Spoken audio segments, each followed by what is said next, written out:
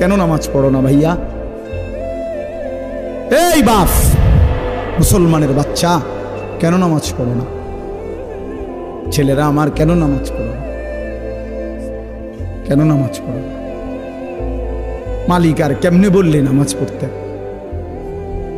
রাসূলুল্লাহ সাল্লাল্লাহু আলাইহি ওয়াসাল্লাম হাসরের ময়দানে জিজ্ঞাসা করবে, উম্মত, পিঠটা তায়েফের পাথরের আঘাতে চালনির মতো ছিদ্র বানায় ফেলছিলাম, ক্ষুধার কষ্টে পেটে পাথর বাঁধছিলাম, 3 মাস আমার ঘরের চুলায় আগুন জ্বলে নাই, আমি উম্মত দান দান শহীদ করে রক্তে ভাসে গেছি, 23টা বছর আমি কোনোদিন ঠিকমতো ঘুমাই নাই, এত কাঁদলাম, এত রক্ত ঝরাইলাম, বিনিময়ে তোর কলজাটা নরম করতে পারলাম না,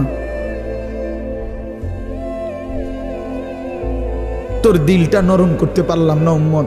আমি আর কত কাঁদলে তুই আমার কথা শুনতাম? আমি আর কত রক্ত ঝরাইলে আমি নবীর কথা মনে পড়তো?